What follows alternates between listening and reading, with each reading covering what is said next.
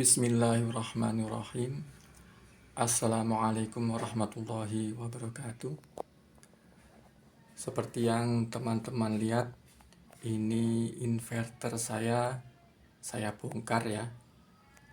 Bukan dibongkar, saya buka penutupnya ya. Ini inverter 6000 watt, merek Sunyima atau Tafware ya, sama katanya. Nah, jadi seperti ini penampakan dalemannya. Jadi bukan bermaksud review ya, saya kurang mampu menjelaskan. Cumanya seperti ini. Jadi di dalamnya ada, di cover atasnya ini ada nempel 6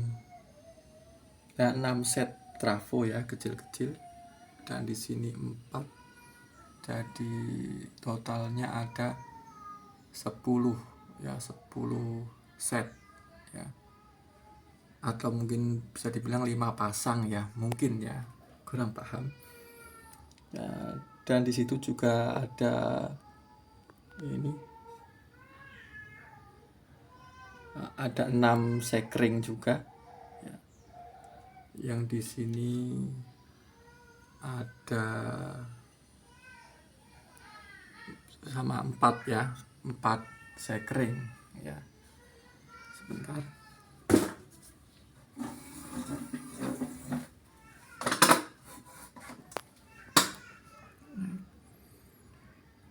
Untuk kipasnya sendiri ada 2 ya.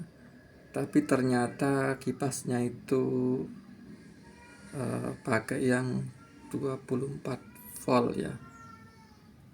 Jadi saya kurang paham, ini speknya 12 volt DC tapi kipasnya pakai 24 volt ya. Jadi seperti ini dalemannya. Ada 5 set ya, 5 kali 2 10 ya. Dan semuanya ini kalau saya lihat semua sama ya, double ya, semua komponen ada yang sama. Jadi 2 set ya, seperti ini ya. Jadi kenapa saya bongkar, jadi saya mau ambil saklarnya ya, on off dari inverter ini. Saya bypass pakai kabel ya, ini nah, jadi di sini ya, karena beban standby dari inverter ini cukup besar ya, jadi 10 watt kurang lebih ya. Jadi ini memakan banyak energi ya, memakan banyak daya dari baterai ya. Jadi selama ini yang saya putus adalah output inverter ya, di AC-nya ya. Nah, itu pakai solid state relay ya, seperti itu. Jadi kenapa saya selama ini saya putus di output AC-nya ya, karena saya pernah ya di YouTube ya. Jadi diusahakan jangan memutus di inverternya ya, lebih baik di beban AC-nya. Kenapa? Karena saat di penjelasan di video itu, saat inverter mulai on itu sebenarnya nggak langsung bisa standby kerja, butuh waktu sekitar 3 atau 5 detik lah katanya ya. Tapi alasan itu buat saya masuk akal ya, karena listrik itu emang berjalannya cepat.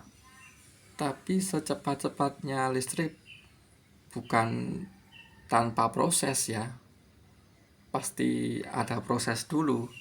Nah, apalagi di komponen elektronik itu kan ada yang istilahnya ada yang resistif ya, bersifat resistif, dan juga kapasitif ya. Jadi semua butuh waktu.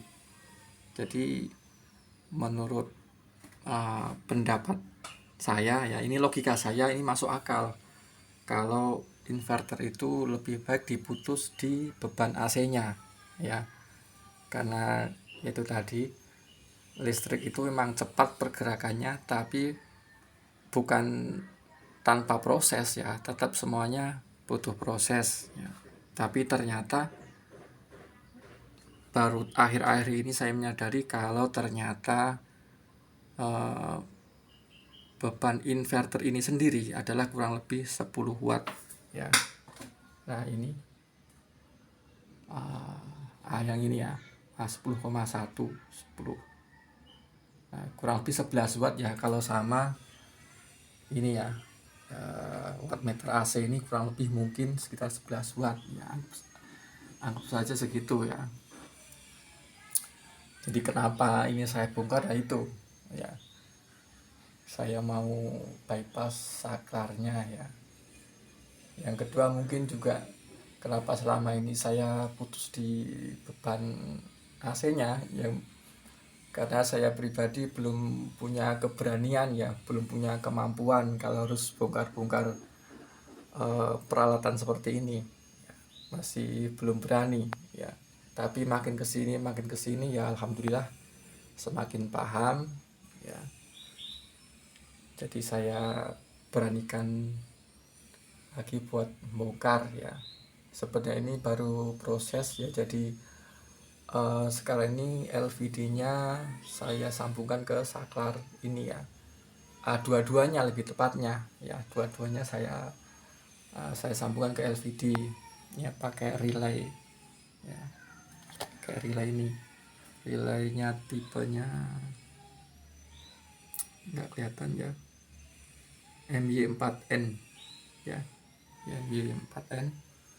Jadi karena saya dia hafal ya, saya gambar aja ini diagram kakinya dan juga diagram soketnya ya. Saya nggak hafal, jadi saya gambar aja yang gede ini biar jelas ya. Nah, jadi seperti ini, dua-duanya saya putus ya. Nah, termasuk wattmeter ya, wattmeter juga saya sambungkan ke LVD ini. Jadi ini ada tiga yang kepake ya. Ini buat wattmeter, yang ini solid state relaynya, ada yang ini buat ke saklar on off inverter ya. Itu dua-duanya saya putus ya, tapi tetap harusnya yang ke solid state relay ini harusnya kan kasih timer ya, kasih timer biar nyalanya lebih lambat ya, atau duluan inverternya baru relaynya ya. Cuman saya baru belajar mengenai timer ini, masih belum paham juga ya. Untuk update PLTS saya sendiri sekarang ini cuaca mendung ya, sebenarnya ini mendung, sedikit panas. Sekarang sekitar jam 2 siang ya. PV-nya 18,3, baterainya 13,3 kilowattnya kayaknya. Nah, ini yang ngecas masih charging ya, ini nyala charging 4,3 ampere. Oh iya, kembali ke masalah inverter. Jadi mungkin sedikit saya sampaikan lagi bahwa karakteristik dari inverter ini ya, ini kan yang high frekuensi ya. Jadi awalnya saya memang sedikit bingung ya, kaget juga Jadi di rangkaian DC-nya ini ternyata nyetrum ya. Jadi mungkin saya juga sering kaget ya, apalagi tadi waktu instalasi ini. Sering nyentuh, nggak sengaja nyentuh ini kabel atau sambungan atau busbar ini nyetrum ya. Nah, dan ternyata emang seperti itu karakteristik dari inverter ini ya. Saya sempat bingung juga, saya kira ini rusak ya, ternyata emang normal. Dan juga yang perlu saya sharing ya, untuk karakteristik inverter high frekuensi ya, nggak tahu kalau yang low frekuensi, dan ini dua-duanya kalau pakai tas pen itu nyala. Nah ini, nah nyala, dua-duanya nyala ya. Tapi sejauh ini dari pemantauan saya ya normal-normal aja. Dari berbagai pengujian yang saya lakukan, pengetesan, ya nggak ada masalah ya, nggak ada masalah. Ini masih normal-normal aja. Nah ini pembacaannya emang beda, 13,4, 13,3. Oh ya, kembali ke inverter. Jadi sedikit saya kembali sampaikan bahwa kalau di paket pembeliannya inverter ini udah dapat 2 pasang kabel ini ya, kabel.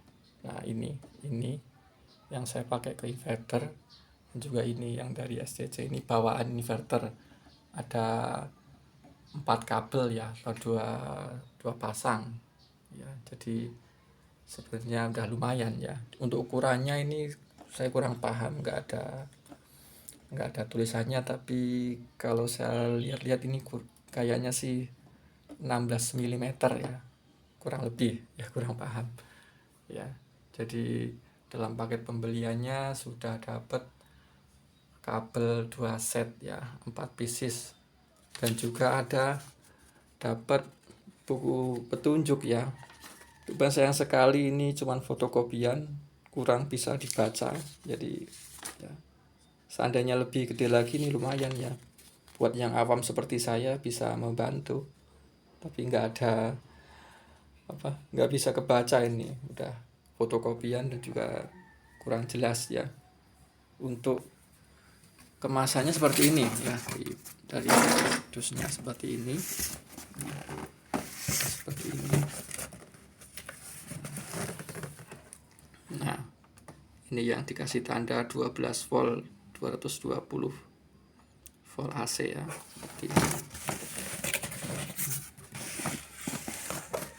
Ini produk Cina ya sepertinya. Nah, seperti ini kemasannya. Nah, jadi untuk video kali ini saya berbagi ya mengenai inverter merek Sunyima ya. Di link pembelian saya ini mereknya Sunyima, tapi saya coba cari tahu ya ini sama dengan merek Tupperware ya, sama. Dan sejauh ini juga nggak ada masalah. Saya pernah pakai beban coba 1000 watt kurang lebih ya. Nah ini masih nggak panas, cuma sedikit anget ya, nggak masalah. Kembali ini 4,1 ya. Oke teman-teman, untuk video kali ini ya saya membagikan mengenai inverter high frekuensi 6000 watt. Beban standby-nya itu ternyata 10 watt ya. Jadi saya putus di on off-nya ya ke LVD ya. Oke, terima kasih buat semuanya ya. Kembali saya ucapkan terima kasih kepada yang sudah bertanya, yang sudah berkomentar ya, yang sudah subscribe. Terima kasih ya, banyak sekali.